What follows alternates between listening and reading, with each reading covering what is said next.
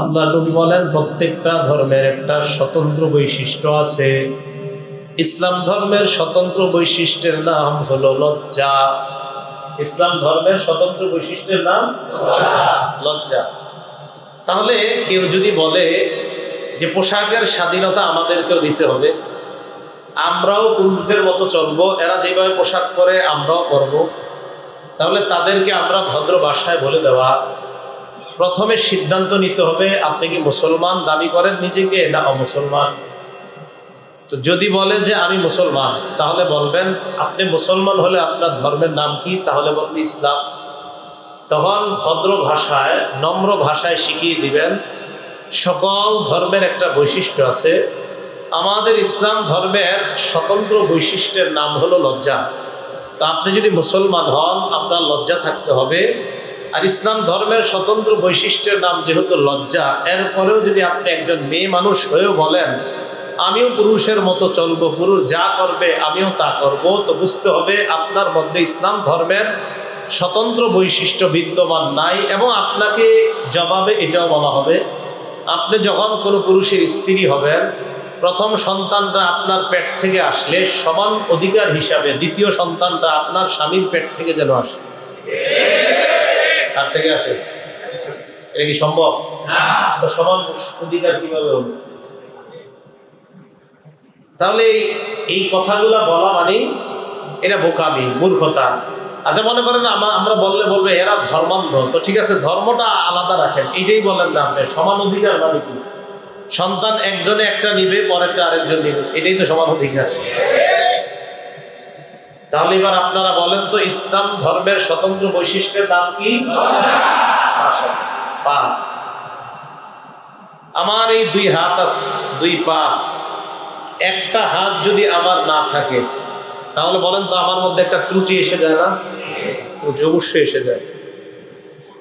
তাহলে আমি পূর্ণাঙ্গ একজন মানুষ কিভাবে? আমার দুইটা হাত থাকবে সুস্থ, দুইটা সুস্থ পা থাকবে, দুইটা সুস্থ চোখ থাকবে, অর্থাৎ অঙ্গ প্রত্যঙ্গগুলা সুস্থ থাকা, আমি মোটামুটি ভাবে একজন পূর্ণাঙ্গ মানুষ। মানে অর্থাৎ একটা মানুষ যদি বলা হয় আমার ঈমান, এটা পূর্ণাঙ্গ হবে কিভাবে? রাসূল আকরাম সাল্লাল্লাহু আলাইহি সাল্লাম হাদিসের মধ্যে আমাদেরকে জানায়, মুসলিম শরীফের 59 নম্বর হাদিস। যারা মোবাইলে অ্যাপস চালান এই অ্যাপস অনুযায়ী, আর আমাদের মাদ্রাসার যে পাঠ্যপুস্তক, এই পাঠ্যপুস্তক অনুযায়ী 35 নম্বর হাদিস মুসলিম শরীফের। মোট হাদিস সংখ্যা হবে 3033টা। আর যারা অ্যাপস চালান সে অনুযায়ী হাদিস হবে 7453টা। দেখবেন রাসূল আকরাম সাল্লাল্লাহু আলাইহি সাল্লাম আমাদেরকে স্পষ্টভাবে জানিয়ে দিলেন, ক্বালা রাসূলুল্লাহ সাল্লাল্লাহু আলাইহি ওয়াসাল্লাম আল ঈমানু বিদ'উ ওয়া সাব'উনা আও বিদ'উ ওয়া সিত্তুনা শু'বা। আল্লাহ নবী বলেন ঈমানের 70টা অথবা 60টা শাখা। আফজালুহা লা ইলাহা ইল্লাল্লাহ অথবা কাউলু লা ইলাহা ইল্লাল্লাহ। সবচেয়ে শ্রেষ্ঠ শাখা হলো লা ইলাহা ইল্লাল্লাহ। ওয়া আদনাহা ইমাতাতুল আযা আনিত তরিক। সবচেয়ে নিম্ন শাখা হলো রাস্তা থেকে কষ্টদায়ক বস্তু সরায়া দেওয়া। এরপর আল্লাহ নবী বলেন ওয়াল হায়াউ শু'বাতুম মিনাল ঈমান। আল্লাহ নবী বলেন লজ্জা হলো ঈমানের অঙ্গ। লজ্জা কার অঙ্গ? একটু আগে আমরা জানলাম অঙ্গ একটা না থাকলে ওই জিনিসটা পরিপূর্ণ হয় না। তাহলে বলেন কারো যদি লজ্জা না থাকে তার ঈমান পূর্ণ না অপূর্ণাঙ্গ? নবী বলেন লজ্জা হলো ঈমানের অঙ্গ। তাহলে লজ্জা এটা ঈমানের অঙ্গ। এই 5 নাম্বার কথা।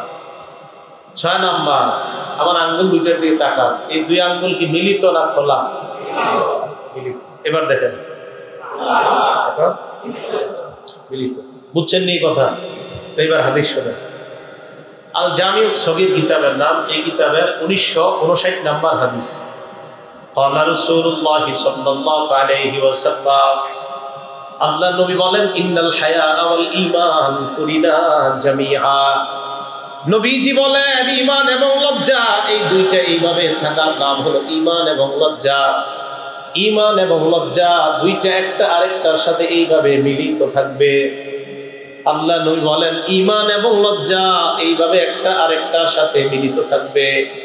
ফাইদা রুফিআ আহাদুহুমা রুফিআল আখার, নবী বলেন একটা যদি উঠে যায় আরেকটা অটোমেটিক উঠে যায়।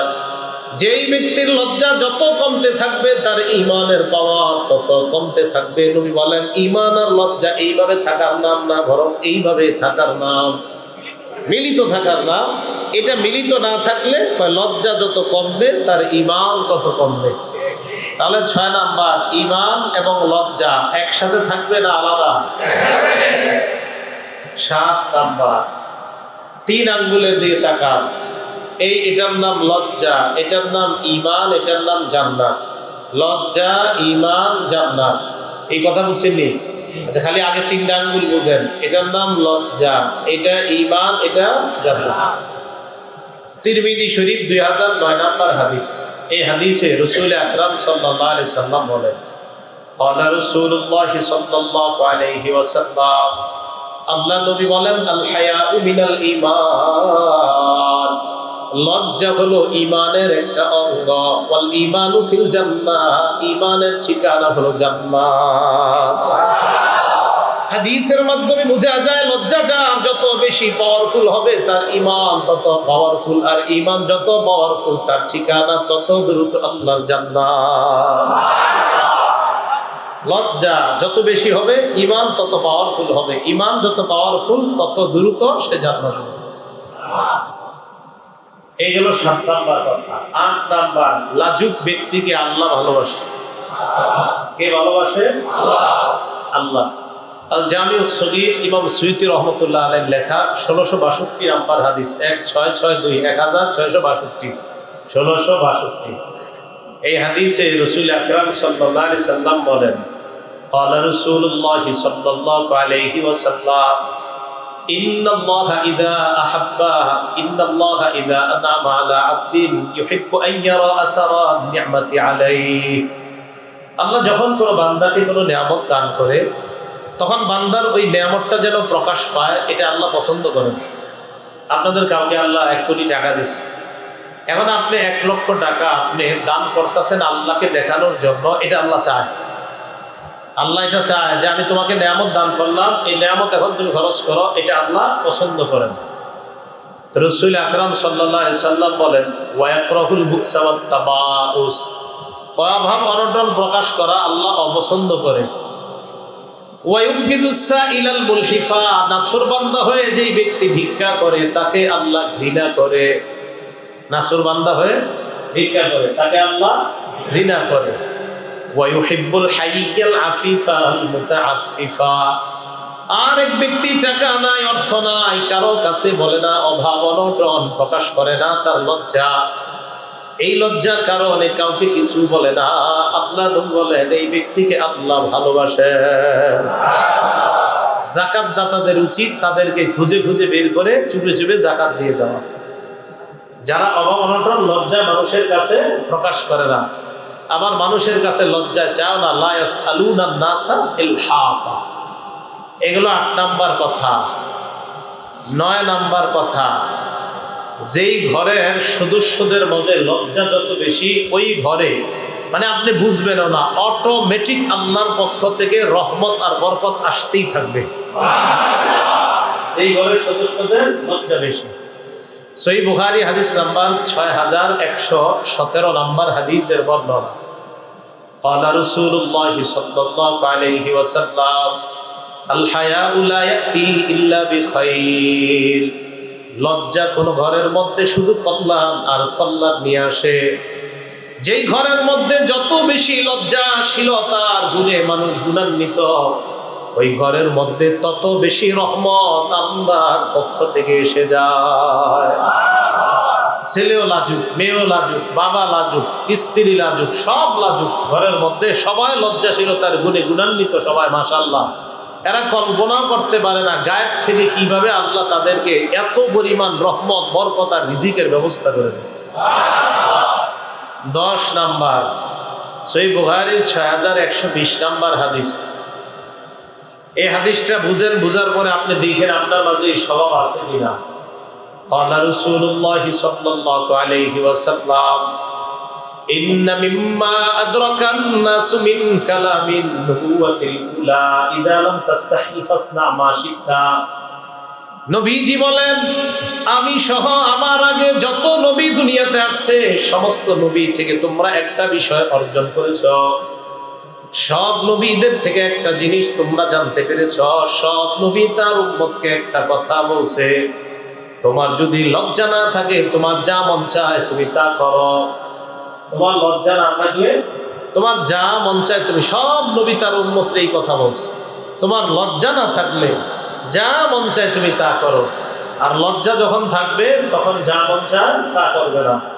তো রাসূল সাল্লাল্লাহু আলাইহি সাল্লাম বলেন, যাদের মাঝে লজ্জা কম তারা যা মন চায় তা করবে। আর যদি লজ্জা কম না, বরং যাদের মাঝে লজ্জাশীলতা বেশি তারা যা মন চায় তা করবে না। 11 নাম্বার, লজ্জাশীলতা যেই জায়গায় থাকবে এই জায়গার সৌন্দর্যতা বাড়ে। যেই জিনিসের মাঝে লজ্জা বেশি এই জিনিসের সৌন্দর্যতা বেশি। যেই জিনিসের অশ্লীলতা বেশি সেই জিনিসের নাপাক ময়লা বাড়তে থাকে। তিরমিজি শরীফ 1974 নম্বর হাদিস।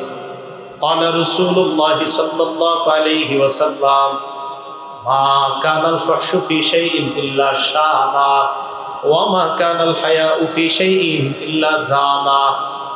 কোন জিনিসের মধ্যে যখন অশ্লীলতা থাকে ইল্লা শানা, এই জিনিসের কদর্যতা আর ময়লা বাড়তেই থাকে। যার মধ্যে অশ্লীলতা থাকে এটা কদর্যতা ময়লা বাড়তে থাকে। আর যেই জিনিসের মধ্যে লজ্জা থাকে এই জিনিসের সৌন্দর্যতা বাড়তেই থাকে। আপনি দোকানে গেলেন, সোয়েটার কিনতে গেলেন, যাওয়ার পর আপনি সামনে একটা স্যাম্পল সোয়েটার দেখে পছন্দ করলেন, করার পর বললেন ভাই গোডাউন থেকে একটা দেন। কেন, এটা নিলে সমস্যা নেই, হ্যাঁ পছন্দ তো এটাই করছেন, তো এটা নেন না কেন? হ্যাঁ, বোঝা যায় রাস্তাঘাটে অনেক দেখলেই পছন্দ হইলেই এটা পছন্দ না, এটা ময়লা। ময়লা। তাহলে এই খোলা জিনিস সোয়েটার আপনার পছন্দ হয় না। রাস্তাঘাটে এমন অনেক খোলা জিনিস দেখা যাবে যেটা দেখলে মনে হবে আহ কত সুন্দর। সোয়েটার দেখেও তো আপনার কত সুন্দর মনে হয়েছে, তো গোডাউনেরটা কেন চান? বোঝা যায় যেই জিনিস ঢেকে রাখা হয় ওটারই মূলত দাম থাকে। বেপর্দায় যে আছে ওটার মতো তার দাম নাই, পর্দার মধ্যে যে আছে গোডাউনের মধ্যে সেটার দাম আছে।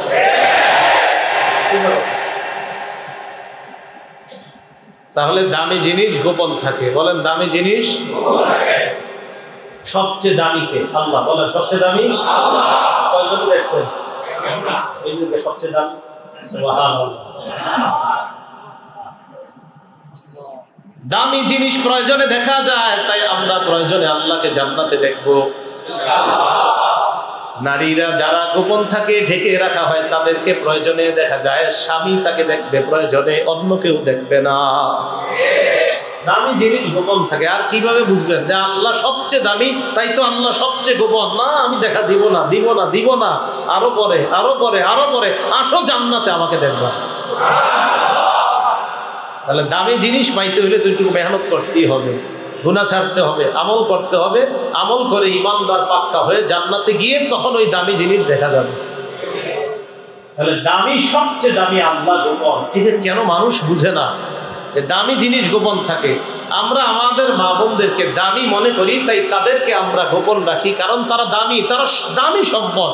মুসলিম শরীফের হাদিসে রাসূল আকরাম সাল্লাল্লাহু আলাইহি সাল্লাম বলেন, আর দুনিয়া মাতা, এই পৃথিবীটা হলো ভোগের জায়গা। ওয়া খায়রু মাতা'আদ দুনিয়া আল মারআতুস সালিহা, পৃথিবীর সবচেয়ে দামি সম্পদ হলো একজন নেককার নারী। পৃথিবীর সবচেয়ে দামি সম্পদ একজন নেককার নারী। তো কথা বুঝে আসছে? তাহলে লজ্জা যার থাকবে তারা পোশাক নিয়ে প্রশ্ন তুলবে না। লজ্জা যারা থাকবে তারা পোশাক নিয়ে এই প্রশ্ন তুলবে যে ইসলামী পোশাক কোনগুলো আমাদেরকে শিখান। আর যাদের লজ্জা থাকবে না তারা রাস্তাঘাটে অর্ধালঙ্গ হয়ে বলবে যে আমি পোশাকের স্বাধীনতা চাই, আমিও পুরুষের মতো চলতে চাই। বুঝতে হবে আসলে তাদের ধর্মীয় শিক্ষার অভাব, তাদের কাছে শিক্ষাগুলো আমরা পৌঁছাইতে পারি নাই। তাই ভদ্র ভাষায় তাদেরকে পৌঁছিয়ে দেওয়া যে আপনারা মা বোন যারা, আপনারা তো দামি সম্পদ, আপনারা গোপন থাকার জিনিস, আপনারা প্রকাশ্যে আসার জিনিস না। আল্লাহ আমাদেরকে বুঝার তৌফিক দান করেন। লজ্জা চার প্রকার। বলেন লজ্জা কয় প্রকার? চার প্রকার। এক নাম্বার আল হায়াউ মিনাল্লাহ, আল্লাহকে লজ্জা পাওয়া। দুই নাম্বার আল হায়াউ মিনাল মালাইকা, ফেরেশতাদেরকে লজ্জা পাওয়া। তিন নাম্বার আল হায়াউ মিনান নাস, মানুষকে লজ্জা পাওয়া। চার নাম্বার আল হায়াউ মিনান নাফস, নিজেকে লজ্জা পাওয়া। লজ্জা কয় প্রকার? চার প্রকার। এক নাম্বার, দুই নাম্বার ফেরেশতা, তিন নাম্বার মানুষকে, চার নাম্বার নিজেকে। এক নাম্বার আল্লাহকে লজ্জা পাওয়া। আল্লাহকে লজ্জা পাওয়ার চার অর্থ। বলেন আল্লাহকে লজ্জা পাওয়ার কয় অর্থ? তিরমিজি শরীফের 2458 নাম্বার হাদিস। ক্বালা রাসূলুল্লাহ সাল্লাল্লাহু আলাইহি ওয়াসাল্লাম, আব্দুল্লাহ ইবনে মাসউদ রাদিয়াল্লাহু তাআলা আনহুর বর্ণনা, আল্লাহর নবী বলেন, ইস্তাহিউ মিনাল্লাহি হাক্কাল হায়া, তোমরা আল্লাহকে যথাযথভাবে লজ্জা পাও। সাহাবারা বললেন, ইল্লা নাস্তাহি আলহামদুলিল্লাহ, হুজুর আমরা তো লজ্জা পাই, সমস্ত প্রশংসা আল্লাহর, আপনি আবার কোন লজ্জার কথা বলতেছেন? নবীজি বলেন, ওয়ালাকিন্নাল ইস্তিহয়া মিনাল্লাহ হাক্কাল হায়া, আল্লাহকে লজ্জা পাওয়ার অর্থ হলো চারটা। এক নাম্বার আন তাহফাজার রাসা ওয়া মা ওয়া, মাথা আর মাথার আশেপাশের অঙ্গ প্রত্যঙ্গগুলা গুনাহ থেকে হেফাজত করা। দুই নাম্বার তাহফাজুল বাতনা ওয়া মা হাওয়া, পেট আর পেটের সাথে জড়িত অঙ্গগুলা গুনাহ থেকে হেফাজত করা। তিন নাম্বার ওয়া তাতাযাক্কারুল মাউতা, মরণকে বেশি বেশি স্মরণ করা। চার নাম্বার ওয়াল বিলা, মরণের পর আপনাকে কবরে রেখে আসলে আপনার লাশটা পচে যাবে, এই অবস্থাটা স্মরণ করা। আল্লাহকে লজ্জা পাওয়া চার অর্থ।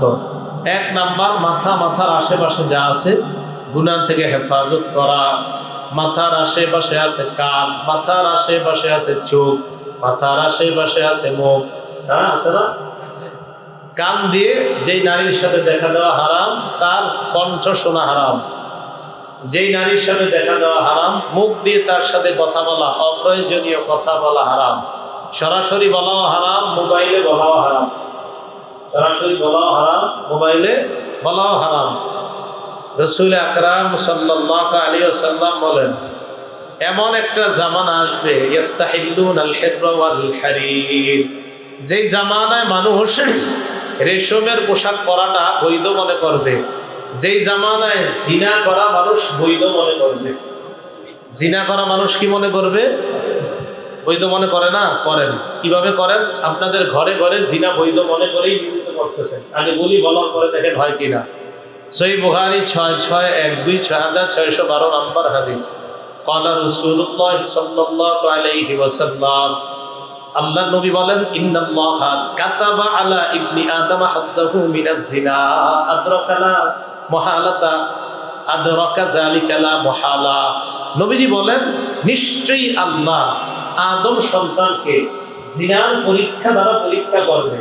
আদরাকা যালিকা লা মুহালা, এই ইবারতটা যখন পড়ি বড় টেনশনে থাকি। নবীজি বলছে এই পরীক্ষায় সবাইকে পড়তেই হবে। কি বলছে? এই পরীক্ষায় সবাইকে। এই কথা বলার পর আমি চিন্তায় পড়ে গেলাম, এইটা আবার কেমন কথা? নবীজি ব্যাখ্যা দিয়ে দিলেন, ফাজিনাল লিসান আল মানতিক, জিহ্বার জিনা হলো কথা বলা, জবানের জিনা হলো কথা বলা। প্রকৃত অর্থে যেই জিনা, এই জিনায় যদিও সবাই পরীক্ষায় না পড়ে, আল্লাহ নবী বুঝায় এই জবানের জিনায় ম্যাক্সিমাম লোক করে যেতে পারে। তো এইটা পড়ার সম্ভাবনা আছে। নবীজি বলেন এই পরীক্ষায় সবাইকে পড়তেই হবে, বাকি আপনি মুখ দিয়ে কথা না বলাটা পরীক্ষায় সফল হয়ে যাওয়া। ফাজিনাল লিসানাল মানতিক, মুখের জিনা হলো কথা বলা। ওয়া জিনাল ইয়াদাল বাত, হাতের জিনা হলো স্পর্শ করা। মোবাইলে রং নাম্বারে একটা নারীর সাথে আপনার পরিচয় হওয়ার পর রাতের বেলা বাসায় গিয়ে কল্পনা করতে লাগলেন কার সাথে কথা বললাম। আল্লাহর নবী বলেন, ওয়ান নাফসু তামান্না ওয়া তাশতাহি, দিল কল্পনা করে, এটা হলো দিলের জিনা। কিসের জিনা? এখন বলেন এটা হয় কিনা? তাহলে এই নবীজি বললেন যে জিনা ঘরে ঘরে মানুষ হালাল মনে করবে। মা বাবা এক রুমে ঘুমায়, আরেক রুমের দরজা বন্ধ করে আপনার সন্তান ওই ঘরের মধ্যে, যদিও তার সাথে অন্য কোনো পার্সন নাই, কিন্তু সে যে জিনা করতেছে তা আপনার জানেনও না। সে যে ব্যভিচার কিভাবে করতেছে আপনার কোনো খবরও নাই, হুঁশ নাই। তো রাসূল আকরাম সাল্লাল্লাহু আলাইহি সাল্লাম আমাদেরকে জানিয়ে দিলেন যে আল্লাহকে লজ্জা পাওয়ার অর্থ হলো, এক নাম্বার, মাথার আশেপাশে যা আছে এগুলা গুনাহ থেকে হেফাজত করা। তাহলে কান, এটা দিয়ে গান শোনা যাবে না, মুখ দিয়ে হারাম বলা যাবে না, অশ্লীল বলা যাবে না। এরপরে চোখ দিয়ে চোখের গুনাহ করা যাবে না, যার দিকে দেখা হারাম তার দিকে দেখা যাবে না।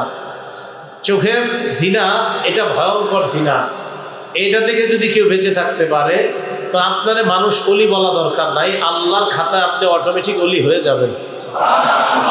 কিসের জিনা থেকে বাঁচবেন? সহিহ বুখারী 2465 নাম্বার হাদিস, ক্বালা রাসূলুল্লাহ সাল্লাল্লাহু আলাইহি ওয়াসাল্লাম, আল্লাহ নবী বলেন, ইয়াকুমুল জুলুস আলা তুরুকাত, তোমরা বেশি বেশি রাস্তায় আড্ডাবাজি করা থেকে বাঁচবা।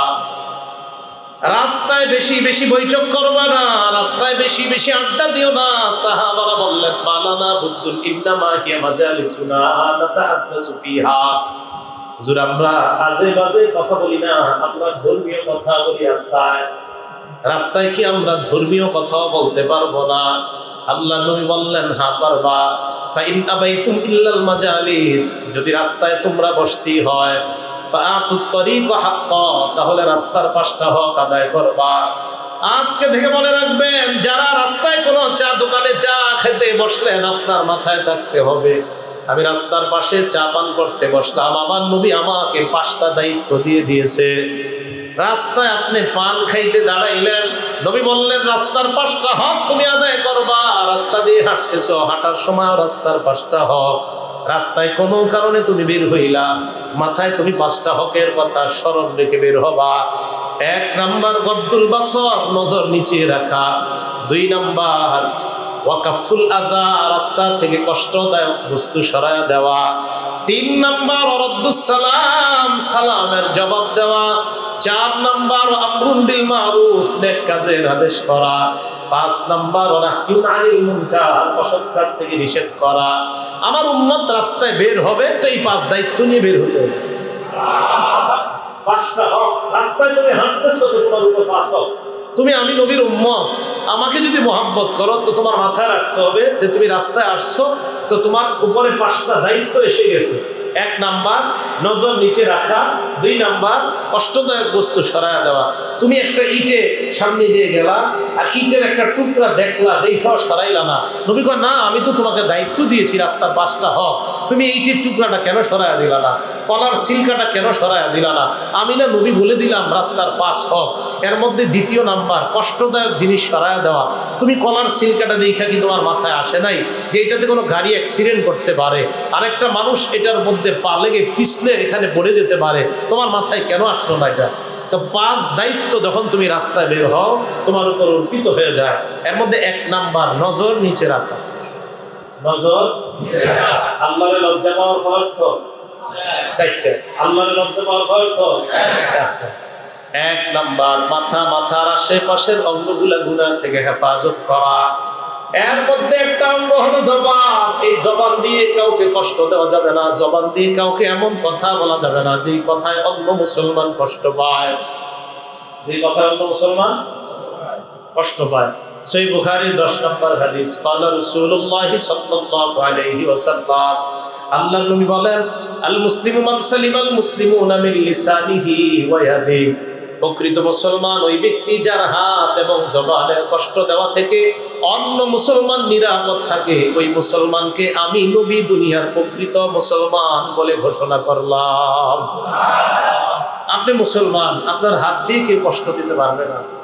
হুজুর আমি মুসলমান, তো আপনার এই জবান দ্বারা কেউ কষ্ট পাবে, এটা হবে না। আপনি তো মুসলমান, তাহলে এই জবান দিয়ে কষ্ট দেওয়া যাবে না, হাত দিয়ে কষ্ট দেওয়া যাবে না।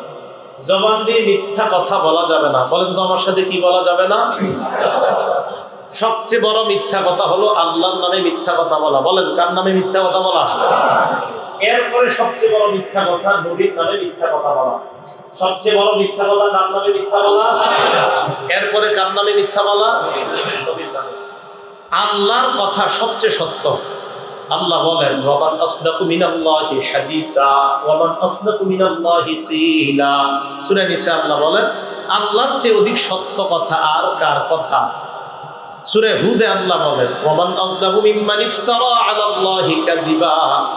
ওই ব্যক্তির চেয়ে বড় জালেম আর কে হতে পারে যেই ব্যক্তি আল্লাহর নামে মিথ্যা কথা বলে। আল্লাহর নামে কি বলে? মিথ্যা বলে। এজন্য মাইকের সামনে বসার আগে বড় সাবধান। আল্লাহ এটা বলছে, আসলে আল্লাহ বলে নাই। আপনি মাইকের সামনে বসে বলতেছেন আল্লাহ এটা বলছে, এই বলছে, আল্লাহ বান্দার এটা বলবে, আসলে আল্লাহ বান্দার এটা বলবে কিনা কোথাও লেখা নাই, আপনি হুতেই কইতেছেন। খুব সাবধান, হ্যাঁ খুব সাবধান। আল্লাহর নামে মিথ্যা কথা বলতে বড় সাবধানতা। এই মাইকে বসে বলে দিতেছে আল্লাহ এটা বলছে, আল্লাহ এটা বলবে, মানে আমি আমাকেই বলতেছি, মনে করেন আমিও যদি বলি যে আল্লাহ এটা বলছে, আল্লাহ এটা বলবে, মানে আশ্চর্য, কোথায় বলছে আল্লাহ? আল্লাহর নামে মিথ্যা বলা যাবে না। দুই, রাসূল আকরাম সাল্লাল্লাহু আলাইহি সাল্লামের নামে মিথ্যা বলা যাবে না। ভালো করে স্মরণ রাখবেন, সহিহ বুখারী হাদিস নাম্বার 109। আল্লাহ রাসূলুল্লাহ সাল্লাল্লাহু আলাইহি ওয়াসাল্লাম, আল্লাহর নবী বলেন মাইয়াকুল আলাইয়া মা লাম আকুল। কোন ব্যক্তি আমার নামে যদি এমন কথা বলে যা আমি বলি নাই, কোন ব্যক্তি যদি আমার নামে এমন কথা বলে যা আমি বলি নাই, ওই ব্যক্তি যেন তার ঠিকানা জাহান্নাম বানায় নেয়। সহিহ বুখারীর 110 নম্বর হাদিস। ক্বালা রাসূলুল্লাহ সাল্লাল্লাহু আলাইহি ওয়াসাল্লাম মান কাযাবা আলাইয়া মুতাআম্মিদা। আমার নামে যেই ব্যক্তি ইচ্ছাকৃতভাবে মিথ্যা কথা বলে, ফাল্যাতাবাওয়া মাকআদাহু মিনান নার, ওই ব্যক্তি যেন তার আসনটা, তার এই নিতম্বটা জাহান্নামের মধ্যে বিছায়া দেয়, জাহান্নামের অংশ বানায় দেয়। বলেন নাউজুবিল্লাহ। তাহলে নবী বলেন আমি যা বলি নাই, কেউ যদি বলে আমি এটা বলছি, যেমন আপনারা না যাই না বললে আল্লাহ মাফ করবে, এটা কথার কথা। আপনারা অনেকেই শিখছেন এটা কি, যে মসজিদে দুনিয়াবি কথা বলা ঠিক না। মসজিদে দুনিয়াবি কথা বলা কি না ঠিক না, এটা বুঝাইতে গিয়ে আপনি বলবেন যে মসজিদের একটু আল মুস্তাদরাক লিল হাকিমের মধ্যে আসছে সহিহ সনদে, ক্বালা রাসূলুল্লাহ সাল্লাল্লাহু আলাইহি ওয়াসাল্লাম, আল্লাহর নবী বলেন কোন সম্প্রদায় যখন মসজিদের মধ্যে ইয়াতাহাল্লাকুনা, হালকা বানায়। কেন হালকা বানায়? তাদের উদ্দেশ্য হলো ইল্লা দুনিয়া, তাদের টার্গেট দুনিয়াবি কথা বলা। মা কানা লিল্লাহি ফীহিম হাজা, এদেরকে আল্লাহর কোনো দরকার নাই। এই যারা মসজিদে কথা বলে দুনিয়াবি, এদেরকে আল্লাহর কোনো দরকার নাই, এদের কাছে আল্লাহর কোনো প্রয়োজন নাই। এগুলো কেন? এটা সহিহ হাদিস, এটা ঠিক আছে। আরেক হাদিস মুসলিম শরীফের হাদিসের মধ্যে রাসূল বলেন ইন্নাল মাসাজিদা, মসজিদ হলো লিসসালাতি, নামাজের জন্য। মসজিদ তিন কাজে কাটানো উচিত। বলেন মসজিদে কয় কাজে কাটানো উচিত? এক নাম্বার লিযিকরি, জিকিরের জন্য। আমরা আলোচনা, ধর্মীয় আলোচনা, এটা জিকির। দুই নাম্বার সালাত, নামাজের জন্য। তিন নাম্বার কিরাআতিল কোরআন, কোরআন তেলাওয়াতের জন্য। এই তিন কাজে মসজিদে কাটানো উচিত। এই তিনটাই মসজিদের কাজ। তো যাই হোক, মসজিদের কাজ এইগুলা। এখন যদি কেউ দুনিয়াবি কথা বলে, তো আমাদের অনেকে একটা শিখছি বা আমরা ভুল শিখছি বা বলি কি, মসজিদে কেউ দুনিয়াবি কথা বললে ফেরেশতা নাকি কয় ইয়া আব্দুল্লাহ উসকুত, হে বান্দা তুই চুপ কর, তুমি চুপ করো। শুনছেন নি আপনারা? আবার কথা বললে নাকি বলে ইয়া আব্দুল্লাহ উসকুত, এরপর আরেকটা ডিজাইন কয় হে বান্দা তুমি চুপ করো। না জানি কয় আল্লাহর দুশমন, শেষের বার কয় ইয়া আদুওয়াল্লাহ উসকুত, হে আল্লাহর দুশমন তুই চুপ কর, ফেরেশতা কয়। তো এটা কয়া নবীর নামে চালায় দেয়। নাউজুবিল্লাহ, নবীজি কথা কই কইছে? হ্যাঁ, এটা কিন্তু নবীজির কথা না, এটা নবীজির নামে বানানো জাল বর্ণনা। এটা নবীজি কোথাও বলে নাই। এটা আমি কত মসজিদে শুনছি, আল্লাহ ভালো জানে, এত শুনছি, এত বেশি। এটা কোথাও নবীজি বলে নাই, এটা নবীজির নামে মিথ্যা কথা। তো এতদিন যদি কেউ বলে থাকে, না যাই না ঠিক আছে, কিন্তু জেনে শুনে বলে থাকলে নবী কয় সে যেন তার ঠিকানা জাহান্নাম বানায়। ভাই এটা নবীজির বক্তব্য না যে ফেরেশতা বলে হে আল্লাহর বান্দা চুপ করো, ফেরেশতা বলে হে আল্লাহর ওলি চুপ করো, ফেরেশতা বলে হে আল্লাহর দুশমন চুপ করো। এই কথা ফেরেশতা বলে, নবী বলছে বলে এই কথা বলা, এটা নবীজির নামে মিথ্যা কথা। নবীজি এটা বলে নাই কোথাও। আমি তো বললাম কথা বলার ব্যাপারে সহিহ হাদিস, আর এটা হলো জাল হাদিস। এই যে এটা যে হে আল্লাহর বান্দা চুপ করো, হে আল্লাহর ওলি চুপ করো, এটা নবীজি বলে নাই। কেন বলবে এটা নবীজির নামে? আরেকটা বলে উতলুবুল ইলমা ওয়ালাউ বিসসিন, তোমরা ইলম অর্জন করো চীন দেশে গিয়ে। কোন দেশে? দেয়ালে লেখা, নিচে লেখা আল হাদিস। নাউজুবিল্লাহ, নবীজি কোন জায়গায় কইছে এই কথা? হ্যাঁ, এই কথা কোথায় কইছে নবীজি? ভাই আমার তো মাথা নষ্ট হয়ে যায় এগুলো দেয়ালে দেখলে। কি করি, কি লেখা, লেখার নিচে দিয়ে লেখা আল হাদিস। বড় বড় প্রতিষ্ঠান, নামি দামি প্রতিষ্ঠানের দেয়ালে যদি এগুলা লেখা থাকে, আলহামদুলিল্লাহ আমাদের মাদ্রাসাগুলোতে এরকম লেখা থাকে না, মাদ্রাসা বহির্ভূত আরো যে শিক্ষাঙ্গন থাকে বিভিন্ন, এই শিক্ষাঙ্গনের দেয়ালে লেখা।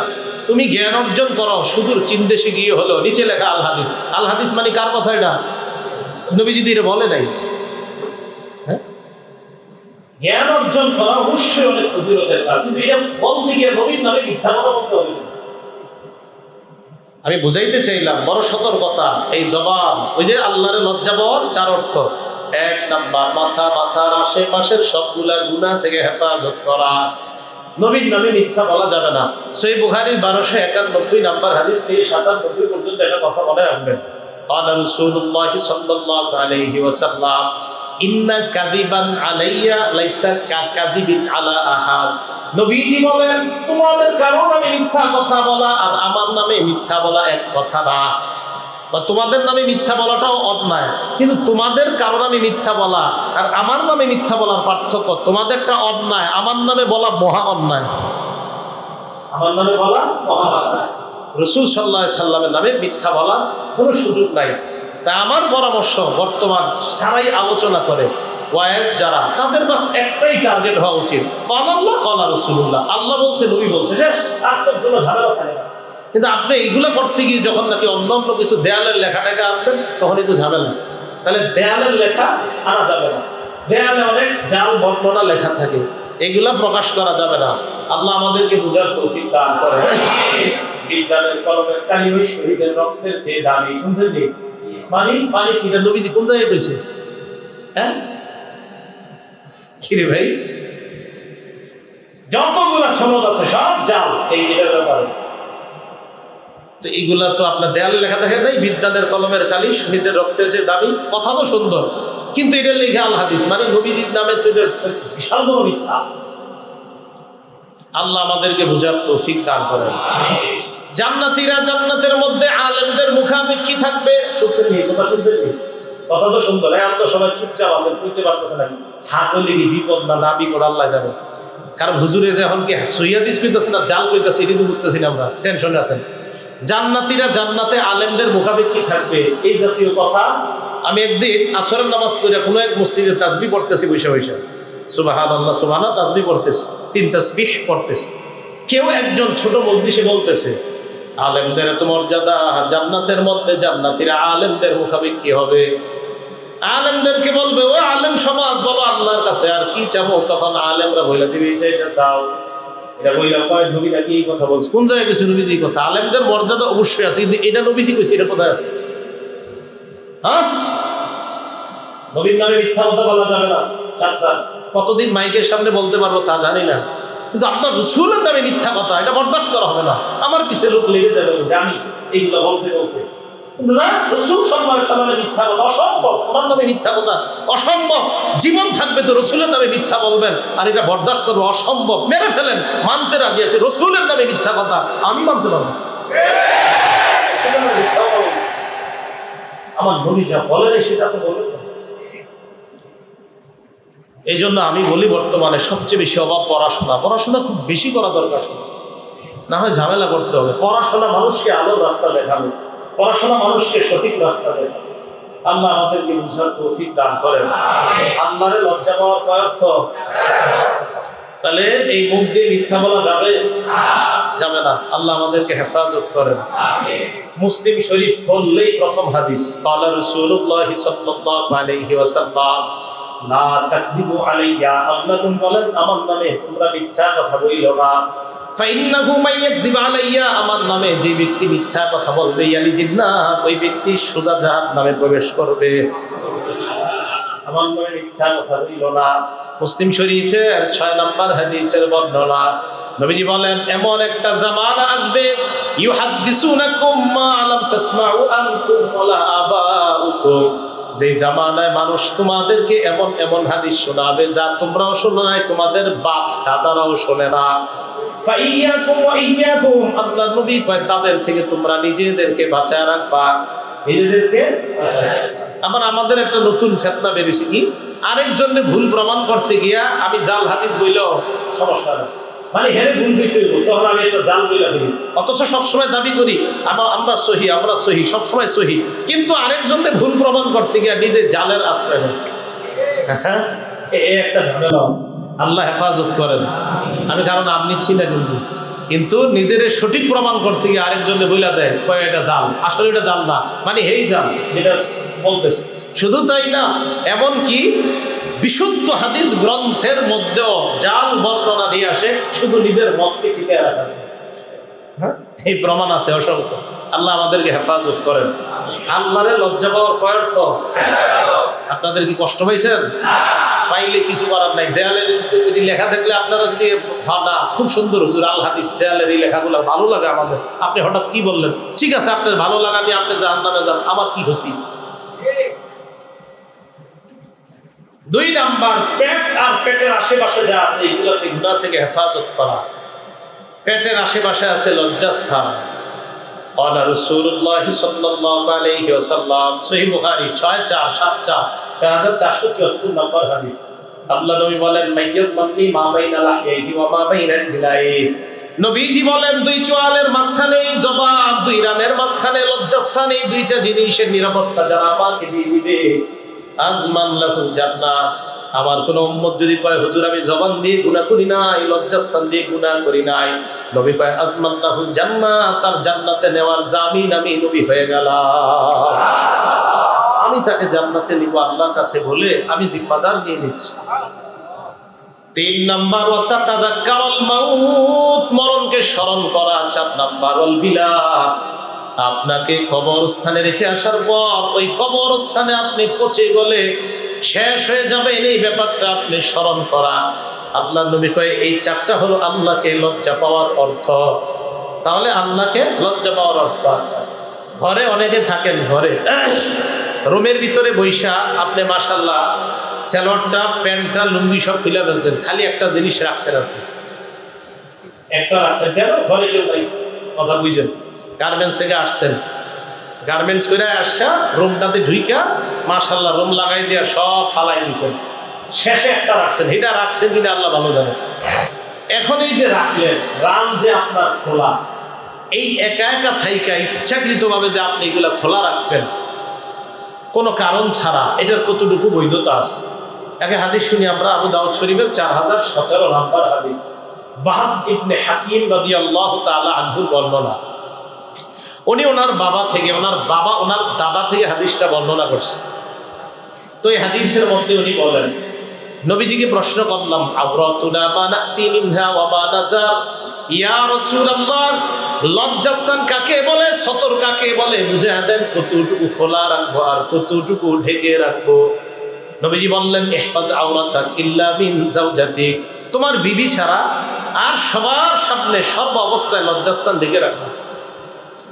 এই কথা বলার পর ওই সাহাবা বললেন, হুজুর ইদা কানা আহাদুনা খালিয়া, আমাদের কেউ যদি ঘরের মধ্যে একা একা থাকে তাহলেও কি এরকম লজ্জাস্থান ঢেকে রাখতে হবে সবসময়? নবীজি বললেন, বিসমিল্লাহ, আল্লাহুম্মা লাকাল হামদু ওয়া লাকাশ শুকর। নবীজি বললেন, আল্লাহু আহাক্কু আইয়ুস্তাহিয়া মিনহু মিনান নাস। ঘরে যখন তুমি একা থাকো, কেউ নাই, কয় না হুজুর খালি আছি। নবীজি বলেন, তখন আল্লাহ আছে, আল্লাহকে মানুষের চাইতে বেশি লজ্জা পাওয়া দরকার। আল্লাহর বেশি লজ্জা পাওয়া দরকার। তুমি তো তখন আরো বেশি লজ্জা পাওয়া দরকার যে কোনো মানুষ টানুষ নাই, আল্লাহ তো আছে। তাহলে খালি থাকলেও একা একা ঘরে কারণ ছাড়া আপনার সতর খোলা না রাখা। মনে থাকবে তো কথাগুলা? লজ্জা কয় প্রকার? 1 নম্বর, কাকে লজ্জা পাওয়া? আল্লাহকে লজ্জা পাওয়ার কয় অর্থ? 2 নম্বর, ফেরেশতাদেরকে লজ্জা পাওয়া। ফেরেশতাদেরকে লজ্জা পাওয়ার চমৎকার উদাহরণ কোরআনে আছে। সূরা ফিতরের 10, 11, 12 নম্বর আয়াতে আল্লাহ বলেন, ওয়া ইন্না আলাইকুম লাহাফিজিন কিরামান কাতিবিনা ইয়ালামুনা মা তাফআলুন, তোমাদের উপর সংরক্ষণকারী ফেরেশতারা আছে। কিরামান কাতিবিন, সম্মানিত লেখক, তারা জানে তোমরা যা করো। 1 নাম্বার, চলা অবস্থায় মাথায় রাখবেন আমার আল্লাহ আমাকে দেখেন। সূরা আলাকের 14 নম্বর আয়াত সারা জীবন মনে রাখবেন। সূরা আলাকের 14 নম্বর আয়াতের অনুবাদটা মাথায় রাখবেন। আল্লাহ বলেন, আলাম ইয়ালাম বিআন্নাল্লাহা ইয়ারা, এ মানুষ সে কি জানে না আমি তাকে দেখি? আপনি যখন গুনাহ করতেছেন আল্লাহ বলতেছে, এই জানো না আমি দেখি তোমারে? এই তুমি কি করছো? আমি তো দেখছি তোমাকে। তাহলে মাথায় চলে আলাকের 14 নম্বর আয়াতের অনুবাদটা রাখা, টিভির সামনে দাঁড়াইলেন, সূরা আলাকের 14 নম্বর আয়াতটা মাথায় আনেন। আল্লাহ কয়, বান্দা তুমি কি জানো না আমি তোমাকে দেখি? কি করতেছো? আসো। আরে তুমি কোন অশ্লীলতার দিকে তাকাচ্ছ? তুমি জানো না আমি তোমাকে দেখি? আল্লাহ আপনি আমাকে দেখেন? হ্যাঁ দেখি আমি তোমাকে। কি করছো? সূরা কফের 16 নম্বর আয়াতে আল্লাহ বলেন, ওয়ালাকাদ খালাকনাল ইনসান, আমি তোমারে বানাইছি, মানুষ বানাইছি।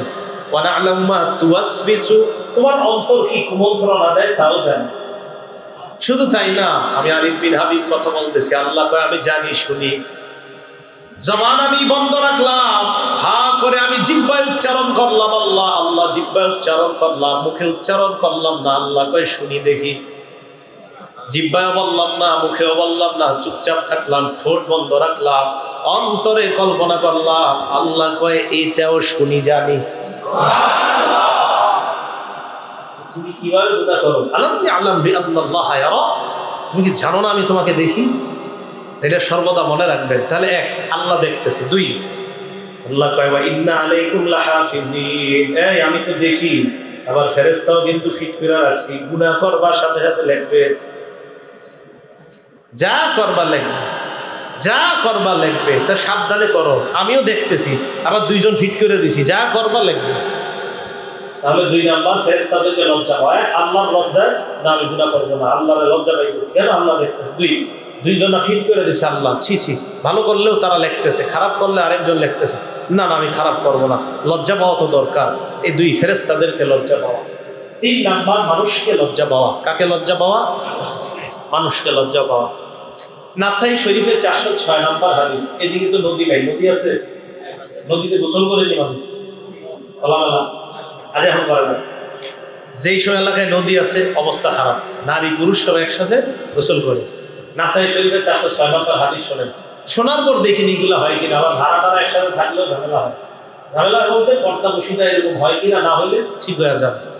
নবীজি এক মাঠ দিয়ে যাইতেছে, যাওয়ার সময় দেখে আল্লাহ রাসূলুল্লাহ রাজুলান ইয়াগতাসিলু ফিল বারাজ, নবী দেখে এক ব্যক্তি খোলা জায়গায় গোসল করতেছে, নারী না কিন্তু পুরুষ। বলেন কাকে দেখছে?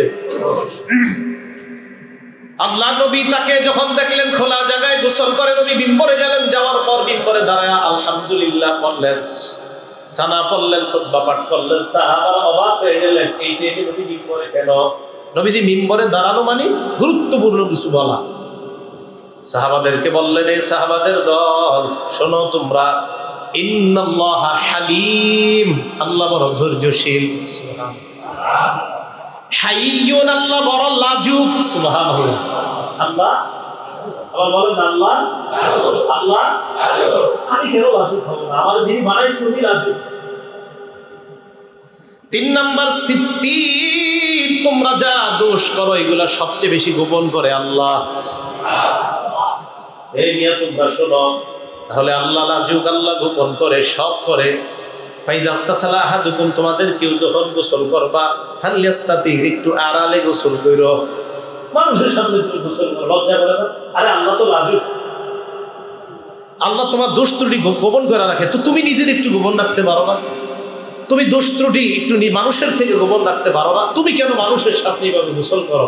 এটা কি নারীকে না পুরুষকে? তাহলে নারী যদি আরেকজন পুরুষের সামনে গোসল করে, ব্যাপারটা কতটা ভয়ঙ্কর। আল্লাহ আমাদেরকে বোঝার তৌফিক দান করেন। আবু দাউদ শরীফের 4014 নম্বর হাদিসটা শোনেন। এই হাদিসের মধ্যে আসছে রাসূল আকরাম সাল্লাল্লাহু আলাইহি ওয়াসাল্লামের সাহাবা, নাম জারহাদ রাদিয়াল্লাহু তাআলা আনহু। এই জারহাদ রাদিয়াল্লাহু তাআলা আনহু বলেন, জালা রাসূলুল্লাহ সাল্লাল্লাহু আলাইহি ওয়াসাল্লাম ইনদানা। জারহাদ রাদিয়াল্লাহু তাআলা আনহু বলেন, আল্লাহর নবী আমাদের সামনে বসলেন। ওয়া ফাখিজি মুনকাশিফা, আমার রান খোলা, আমার রান খোলা। নবীজি আমার দিকে তাকায়, ইন্না লিল্লাহ আমা আলিমতা আন্নাল ফাখিজা আওরা। লজ্জা করুন না, থাকো। রান যে সতরের অন্তর্ভুক্ত তুমি জানো না, তাড়াতাড়ি ঢাকলাম। এখন আমাদের দেশে কি ভয়ঙ্কর অবস্থা, পুরুষের রান ঢাকা তো দূরে, এখন নারীদেরও রান খোলার ষড়যন্ত্র হচ্ছে, মেয়েদের রান যেন দেখা যায়, এই ব্যবস্থার পক্ষে স্লোগান হচ্ছে নাউজুবিল্লাহ। যেখানে পুরুষের রান খোলাই জায়েজ নাই, পুরুষের রান দেখানোই জায়েজ নাই, সেখানে হাফ প্যান্ট যদি একটা মা বোন পরে, একটা বালেগা নারী পরে, তো সেটা কতটা ভয়ঙ্কর। এজন্য দেখেন, এটা দলভেদ নির্বিশেষে সবাই এটা ভাবনার বিষয়। সবাই ভাবেন, আপনি যেই দলই করেন, আওয়ামী লীগ, বিএনপি, যা করেন, যদি এটা ভাবনার বিষয়, তো এটা কেমন কথা? এটা পুরুষের যেখানে হাফ প্যান্ট পরার বিধান নাই, সেখানে একটা নারী হাফ প্যান্ট পরবে কি হবে? রাসূল আকরাম সাল্লাল্লাহু আলাইহি ওয়াসাল্লাম ধমক দিলেন, থাকো, জানো না রান ঢাকতে হয়, ঢাকছে। আবু দাউদ শরীফের 4015 নাম্বার 14 নাম্বার হাদিস গেল। আবু দাউদ শরীফের 4015 নাম্বার হাদিসের বর্ণনা। এই হাদিসের মধ্যে আসছে হযরত আলী রাদিয়াল্লাহু তাআলা আনহুকে আল্লাহর নবী যে কথাটা বলছেন, আমি কথাটা তো মনে করি সবার ঘরের সামনে লাগায় রাখা দরকার। ডেলি একবার যাওয়ার সময় দেখবেন, আবার আয়েশা দেখবেন। আলী রাদিয়াল্লাহু তাআলা আনহুকে আল্লাহর নবী বলেন, আলী লা তাকশিফ ফাকিজান, তুমি তোমার রান অন্য কারো সামনে খুলবা না, ওয়ালা তানজুর ইলা ফাকিজি হাইয়িন ওয়ালা মাইয়িত। দেখেন কি করে, দেখেন সর্বশ্রেষ্ঠ গুরুত্বপূর্ণ, ওয়ালা তানজুর ইলা ফাকিজি হাইয়িন, জীবিত ব্যক্তির রানের দিকে তাকাইবা না। কার রান? কার রান? এরপরে কি করে দেখেন, ওয়ালা মাইয়িতিন, মরা ব্যক্তির রানের দিকে তাকাইবা না। কার রান? আরে মরা ব্যক্তির রান দেখা হারাম, জেতা ব্যক্তির রান দেখা জায়েজ। এটা কিভাবে বুঝাবেন? একটু বুঝায় দেন, নরম ভাষায় বুঝায় দেন, আপনার বন্ধুদেরকে বুঝায় দেন না, যারা বুঝে না এদেরকে বুঝিয়ে দেন। এখন আমাদের যুবক ছেলেরা কি করে, এই দিকের খবর জানি না, শহরে খুব বেশি পরিমাণে হাফ প্যান্টের সংখ্যা বাড়তেছে। মানে বলো না, যারা বালের ছেলে তারা হাফ প্যান্ট পরে। অথচ রাসূল সাল্লাল্লাহু আলাইহি ওয়াসাল্লাম আলী রাদিয়াল্লাহু তাআলা আনহুকে বললেন, আলী লা তাকশিফ ফাকিজা, তুমি তোমার উরু, তোমার রান কারো সামনে খুলবা না, তুমি জীবিত ব্যক্তির রানের দিকে দেখবা না। এটা আমার কাছে গুরুত্বপূর্ণ মনে হয়েছে। বাকি এর চেয়ে বড় গুরুত্বপূর্ণ যেটা বললেন, মরা ব্যক্তির রানও দেখবেন, মরা ব্যক্তির রান দেখবেন। তাহলে দেখেন কতটা গুরুত্ব ইসলামে। আল্লাহ আমাদেরকে বুঝার তৌফিক দান করেন। আবু দাউদ শরীফের 4016 নাম্বার হাদিস, এক সাহাবা বলেন, হামালতু হাজারান সাকিলা, আমি মাথায় ভারী পাথর বহন করলাম, করার পর বাইনামা আমশি, আমি হাঁটতে লাগলাম, হাঁটতে হাঁটতে পাথরের বোঝা বহন করতে করতে আমার অজান্তে আমার সতরের কাপড় খুলে গেছে। নবীজি আমার দিকে তাকায়, ভাই কি করতেছ? লা তামশু উরাতা, উলঙ্গ হয়ে কখনো কারো সামনে হাঁটবা না। নবী ধমক দিলেন, সাবধান, উলঙ্গ হয়ে কখনো কারো সামনে হাঁটবা না। তাহলে এইগুলা করা যাবে না। আল্লাহ আমাদেরকে বুঝার তৌফিক দান করেন, আল্লাহ সকলকে বুঝার তৌফিক দান করেন। তাহলে এই রান কারো সামনে প্রদর্শন করা, এটা বলেন তো, এটা কি নির্লজ্জতা না লজ্জা? নির্লজ্জতা। তো যার মধ্যে লজ্জা থাকবে সে কখনো, একটা পুরুষ তার রান ইচ্ছাকৃতভাবে কাউকে দেখাবে না যদি লজ্জা থাকে। সেখানে একজন নারী, তার লজ্জাস্থান তো অনেক দূরে, রান তো দূরে, যেখানে নারীর পুরো শরীর ঢেকে রাখা, সেখানে একটা নারীর হাফ প্যান্ট পরবে, এটা তো কল্পনাও করা যায় না, অন্তত একটা মুসলমান দেশ। রাসূল আকরাম সাল্লাল্লাহু আলাইহি সাল্লাম তার এই বাণীগুলা সকলের কানে কানে আমাদের পৌঁছে দেওয়া দরকার। নরম ভাষায়, ভদ্র ভাষায়, নরম ভাষায় বুঝিয়ে দেন সবাই। যারা বুঝে না, খুব সুন্দরভাবে বুঝান, দেখ ইসলামের একটা বিধান আছে, আপনি যদি মুসলমান হন সেখানে একটা বিধান আপনাকে মানতেই হবে। আল্লাহ আমাদের সকলকে বোঝার তৌফিক দান করেন। তাহলে এগুলো মানুষকে লজ্জা পাওয়া। কাকে লজ্জা পাওয়া? মানুষকে। 4 নাম্বার, নিজেকে লজ্জা পাওয়া। নিজেকে লজ্জা পাওয়ার সবচেয়ে চমৎকার উদাহরণ বুখারী শরীফের 7 নম্বর হাদিস, অনেক বড় লম্বা হাদিস। এই হাদিসে আবু সুফিয়ান রাদিয়াল্লাহু তাআলা আনহু, উনি তখনও কাফের। তো আবু সুফিয়ান রাদিয়াল্লাহু তাআলা আনহু কাফের অবস্থার ঘটনা শোনাইছে। আমি বাদশাহ হিরাক্লিয়াস এলাকায় গেলাম। ওই মুহূর্তে বাদশার কাছে মুহাম্মদ সাল্লাল্লাহু আলাইহি ওয়াসাল্লাম একটা চিঠি গেছে, উনি ইসলামের দাওয়াত দিয়েছে। আসলিম তাসলাম আদউকা বিদিআয়াতিল ইসলাম মুহাম্মদ রাসূলুল্লাহ সাল্লাল্লাহু আলাইহি ওয়াসাল্লাম, নবীজির পক্ষ থেকে একটা চিঠি গেছে যে আমি তোমাকে ইসলামের দাওয়াত দিচ্ছি। আসলিম তাসলাম, তুমি ইসলাম গ্রহণ করো, নিরাপদ হয়ে যাবা। ওয়াইল্লা ফাইন্না আলাইকা ইসলাম আলিসিন, তুমি যদি ইসলাম গ্রহণ না করো, তোমার প্রজা যারা আছে তাদের গুনাহগুলো তোমার উপর বর্তাবে, মানে তারা তো তোমাকে অনুসরণ করে। আজকে তুমি যদি মুসলমান হয়ে যাও তো তারাও মুসলমান হয়ে যাবে। তো নবীজি দাওয়াত দিলেন। হিরাকিলিয়াস চিন্তা করলো এই নবীর কথা সত্য কিনা একটু যাচাই করা দরকার। আচ্ছা, এই নবীর বংশের কেউ আছে এলাকায়? তখন একজন কয়, হ্যাঁ, মক্কার একদল ব্যবসায়ী আছে। ডাকো, ডাকছে। ওই ব্যবসায়ীদের সবাই কাফের, ব্যবসায়ীদের মধ্যে সবাই কাফের। তখন আবু সুফিয়ান রাদিয়াল্লাহু তাআলা আনহু ব্যবসাদের কাফেলার লিডার।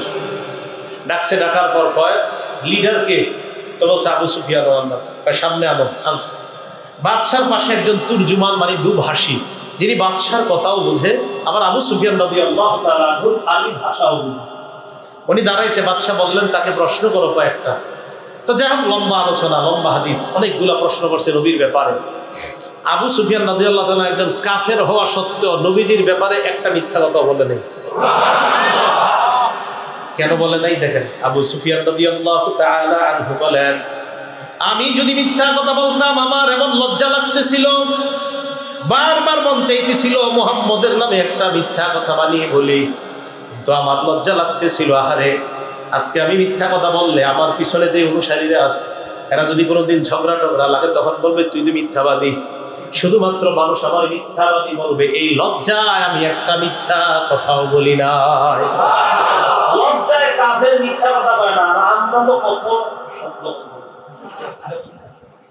একজন কাফের লজ্জায় মিথ্যা কথা বলে না। আমি জানেন না, তো অবাক হয়ে হাদিসটা যখন পড়ি যে কি পরিমাণ হায়া, কি পরিমাণ লজ্জা পায়।